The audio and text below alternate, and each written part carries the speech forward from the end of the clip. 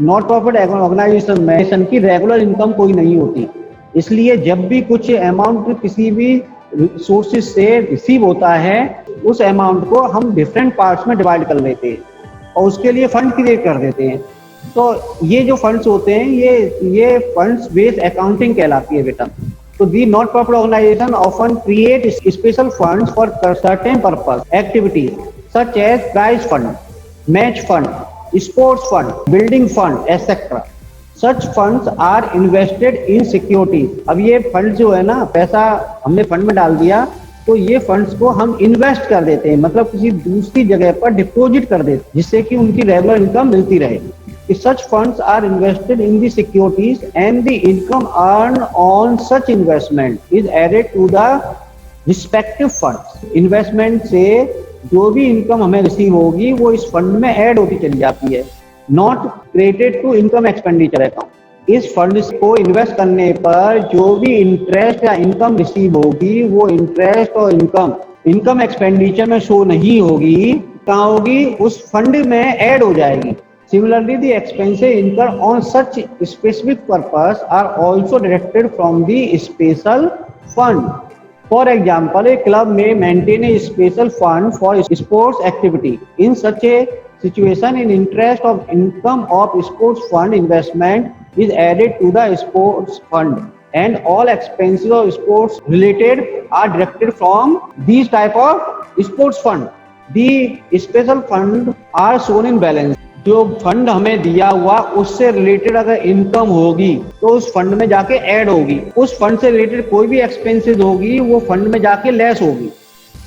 इसका मतलब ये हुआ कि ऐसे एक्सपेंसेस या इनकम जिनके लिए फंड्स पहले से ही हमने क्रिएट किया हुआ है उसका ट्रीटमेंट हम बैलेंस शीट में करेंगे, इनकम एक्सपेंडिचर अकाउंट में नहीं करेंगे। ध्यान रखिए, मैंने एक एग्जांपल ले लिया टूर्नामेंट फंड का। तो टूर्नामेंट फंड अगर दे रखा है तो हमें किस तरह से लायबिलिटी साइड में शो करना है बैलेंस शीट में। तो देखिए टूर्नामेंट फंड दिया हुआ रहेगा वो यहाँ पर हमने लिख लेंगे, और अगर इस टूर्नामेंट फंड को ये अगर इन्वेस्टमेंट कर दिया है हमने तो वो हमारी एसेट्स है कि इस इन्वेस्टमेंट से जो भी इनकम हमें रिसीव होगी वो यहाँ पर टूर्नामेंट इनकम में ऐड हो जाएगी, और टूर्नामेंट से रिलेटेड कोई भी रिसीव हुआ है वो भी ऐड होगा, कोई भी इंटरेस्ट हमें टूर्नामेंट फंड इन्वेस्टमेंट से रिसीव हुआ है वो ऐड होगा, और अगर अभी इंटरेस्ट रिसीव नहीं हुआ है लेकिन वो एक्रूड हो गया है तब भी आपको टूर्नामेंट फंड में वो इंटरेस्ट ऐड करना है।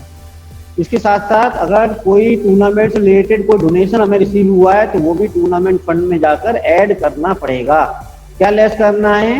टूर्नामेंट एक्सपेंसेस केवल लेस करने। Yes Pranju sir, accrued interest दोनों तरफ ऐड होगा? यस बेटा, यही तो हमें समझना है।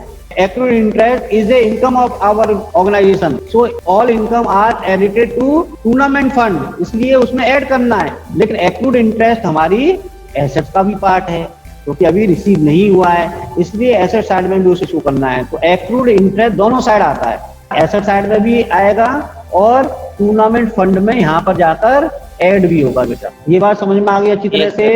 अब आपका क्वेश्चन हो सकता है कि सर अगर मान लो एज्यूम करो कि tournament fund, income received, interest और डोनेशन टूर्नामेंट फंड ये सब ऐड करने के बाद भी इसका जो टोटल है वो एक्सपेंसेस से कम हो तो क्या होगा?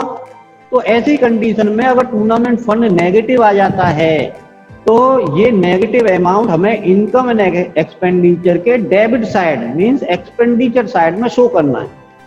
अगर सरप्लस बैलेंस आए तो लायबिलिटी साइड में दिखा दो, और अगर नेगेटिव टूर्नामेंट फंड का आए तो वो फिर debit side means expenditure side of income and expenditure account में आपको दिखाना है। तो उसी के लिए मैंने नोट नीचे डाला हुआ है, if the net balance of specific fund become negative so that this amount shown on the debit side of income and expenditure account. यहाँ पर समझना आपकी बुक में question number 6 page number 1.73 of your accountancy book B.K. Goyal. The question number 6 is how the following item for the year ended 31st March 2018 will be presented in financial statement of ESCO Club. Financial statement का मतलब ये है कि income and expenditure account और balance sheet, ये दोनों में ही आपको दिखाना है। अगर कुछ इंफॉर्मेशन इनकम एक्सपेंडिचर में आती है तो वो वहां दिखानी है, अगर बैलेंस शीट में आती है तो बैलेंस शीट में आपको दिखानी है।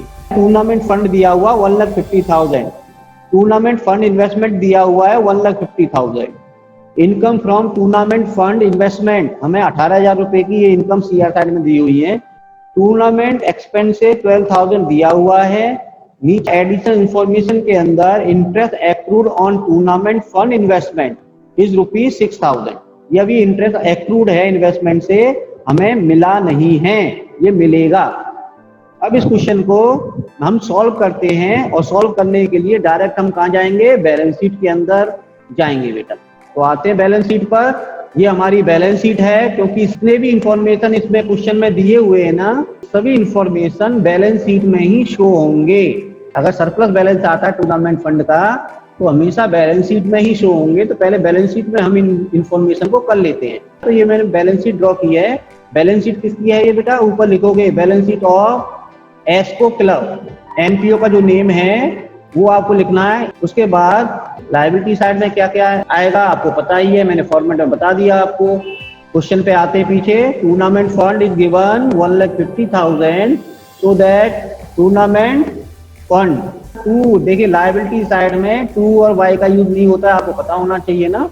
कितना अमाउंट आने वाला है बेटा, 1,50,000। अब इसके बाद देखते हैं टूर्नामेंट फंड इन्वेस्टमेंट दिया हुआ है, तो इन्वेस्टमेंट ऑलवेज एसेट साइड में आता है। तो यहाँ पर लिखोगे आप लोग tournament fund investment, amount also given ₹1,50,000।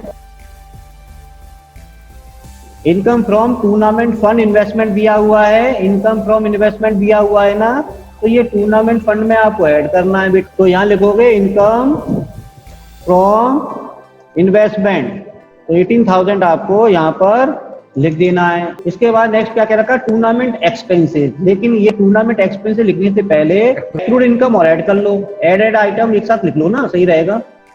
यहाँ पर ऐड का साइन, तो यहाँ लिखोगे एक्रूड इंटरेस्ट ऑन इन्वेस्टमेंट 6,000 दिया हुआ है। लेकिन आपको ये पता होना चाहिए एक्रूड इंटरेस्ट हमारा कहाँ पे जाएगा, ये सीआर साइड में भी जाएगा।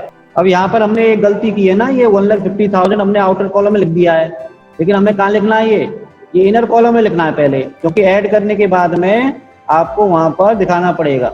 बहुत बड़ा अमाउंट हो गया, तो मुझे क्या करना है, इसको थोड़ा सा छोटा कर देता हूँ मैं इसको। तो ये 6,000 यहाँ पर ऐड हो जाएगा। ऐड होने के बाद 56,000 आपको लिखना है। अब ये टोटल जो लायबिलिटी साइड में इसका टोटल कर लेंगे ना पहले, तो ये आने वाला है बेटा 1,74,000। अब क्या करना है, इसमें से एक्सपेंसेस लेस करना है ना, माइनस। यहाँ पर करेंगे एक्सपेंसेस ऑफ टूर्नामेंट,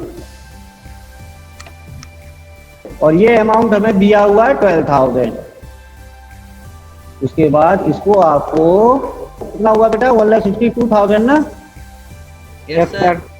लेकिन ये ध्यान में रखना कि एक्रूड जो इंटरेस्ट है वो दोनों साइड आएगा, लायबिलिटी साइड में भी और एसेट्स में भी ऐड हो जाएगा इन्वेस्टमेंट के साथ। Next topic